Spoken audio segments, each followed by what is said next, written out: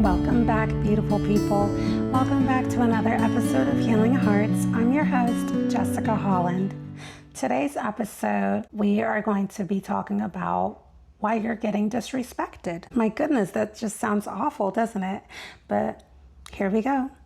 So, ways that people get disrespected mainly fall under about three categories: time and boundaries, social disrespect, and psychological disrespect. Yes, there are some individuals out there that bring that saying, hurting people hurt people. They bring it to reality, but it takes two individuals to have that specific encounter. One person disrespecting and the other person being disrespected. I think that a lot of the times we can avoid this, not just by improving our own self and being self-aware of not just how we treat others, but how we treat ourselves. We can touch base on how we treat ourselves and how we bring ourselves into the world to avoid certain circumstances to happen to us. Because once again, it takes two to tango, right? I'm a firm believer that it begins with us, and that the vibration and the frequency that we hold ourselves to is going to be what emulates, aka what mirrors back to us. So let's begin. Let's begin with time and boundaries. If you make goals for yourself and you don't keep them, that allows your mind, your brain, I should say, your brain to almost not trust you. Almost not trust yourself. When you begin to lose that confidence and self-trust, you begin to lose the self-trust in others. We can get friends that just have chronic lateness, canceling plans on us. And if we say, okay, that's fine, we are enabling this behavior. And if you are already used to breaking your own plans or breaking your own goals, then this is going to seem normal to you. And sometimes that's why we say, oh, okay, that's fine, we'll plan for another time. The root of it is the individual is basically devaluing your time. When you break your promises to yourself, you devalue the way that others are going to come forth to you. That is why it is so important to build that relationship with yourself, and other relationships and friendships will come forth from that. And when somebody cancels over and over or is constantly devaluing your time, this ties into ignoring boundaries. When you tell someone no and they overstep that boundary, it's actually very hurtful, but at the same time, we can be almost talked into doing something. And if you don't know where you stand, you can be making great mistakes. Sometimes we can get talked into doing something when the other person says, oh, you're just thinking in a certain way. And a lot of the times, once we allow the person to disrespect the boundaries on the no means no, they're going to do it again because they know that they can convince you otherwise. And on this one, I think that it is so valuable to get that inner child healing on boundaries, just because a lot of the time, especially for women, they were shown to just have a yes attitude and also to not be a problem, not be an issue. I came from a background where it was the women were just to be seen and not heard. So with this formulating my inner software for my mind, there was a lot of healing that needed to take place in terms of boundaries. You can ask yourself questions like, I'll use myself as an example, what does Jessica want? What does Jessica need? And not in a third person type of weird manner, but really search deep within yourself to understand what are your boundaries in the first place if you don't know what they are or what they should be, or if you were never taught. There's no better time than now. So I definitely encourage individuals to seek out that inner child healing when it comes to boundaries. And we will definitely see less disrespect in our lives once we continue to get rooted in the things that are right for us. After all, the whole reason for this episode is for us to recognize the part that we may play in these interactions instead of us just wondering why these things are happening to us or why or how we end up in these circumstances. We can seek out and say, well, how can I avoid this from happening? And once we get to the root of things, why things may happen, that is when we'll see the change come forth in our outward reality and our outward everyday circumstances. So learn what your boundaries are for you and what is best for you, and learn to keep your promises to yourself. Now we're going to touch base on social disrespect. And social disrespect doesn't just mean the way that somebody may treat you in public.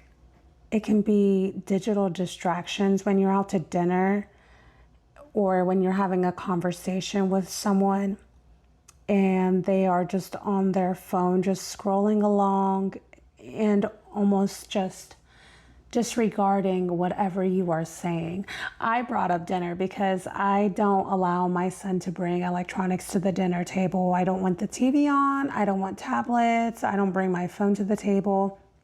I want to have an actual human interaction, and I expect my son to do the same with me because I want to show him that that is the way that we treat others. When we are speaking to each other, we don't bring any type of digital distractions. And not only are digital distractions disrespectful, but they might miss something that is meant for them if they're doing that, and vice versa. If you are an individual that gets on your phone while someone is talking to you, there might be a message out there that person is saying to you and you completely miss it. There might be a blessing in someone's words out there or insight that you are missing because of that digital distraction. Yes, technology is here to help us and it is here to be a tool for us, but we make that boundary when enough is enough. When it starts to take over your time way too much.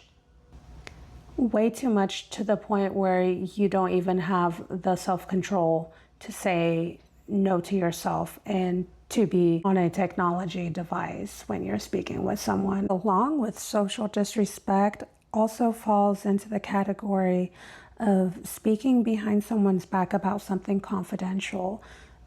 We've all been there when someone broke our trust about something that we asked them not to share with anyone else. And if you haven't, oh my goodness, you are the 1%, the 1% in that category.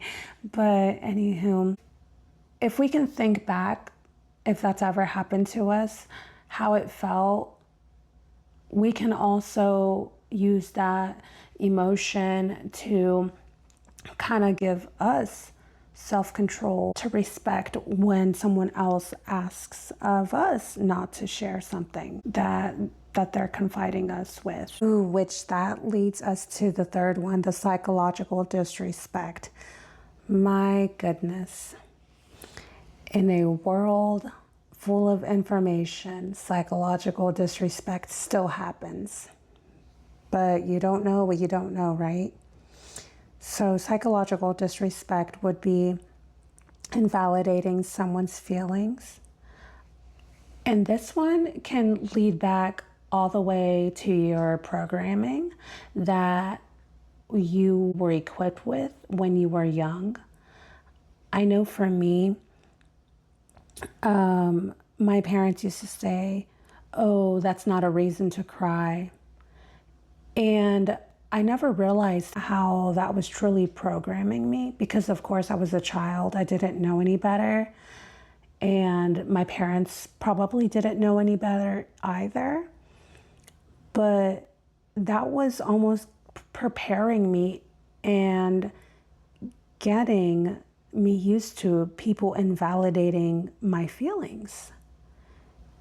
And I know for me, for a long time, I didn't understand why I kept coming into these situations where individuals were belittling my feelings until I dropped the situation. I didn't have the confidence back then to really search myself and understand who, well, I don't really want to say who is right or was right, but what is right or what was right.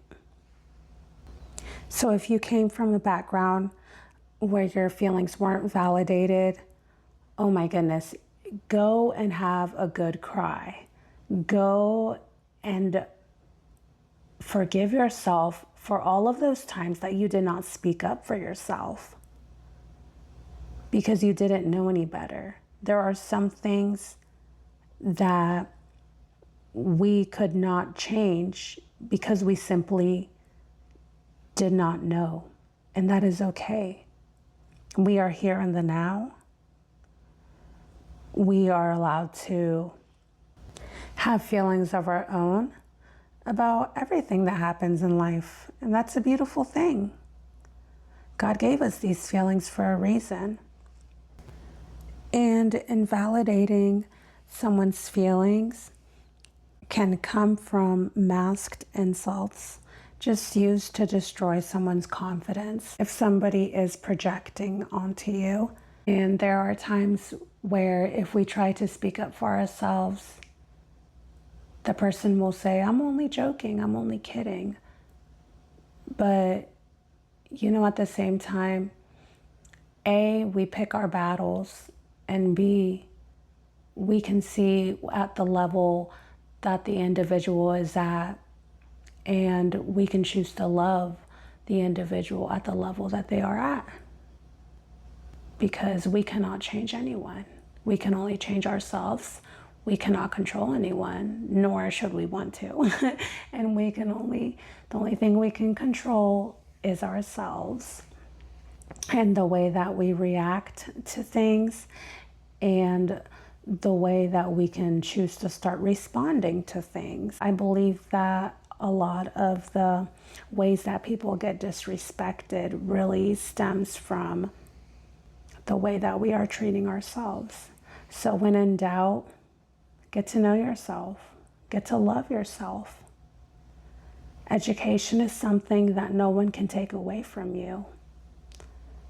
With that being said, learn yourself. I wanted to make this episode just short and sweet, but I'm still going to end it with a couple of truths that we can speak over our lives.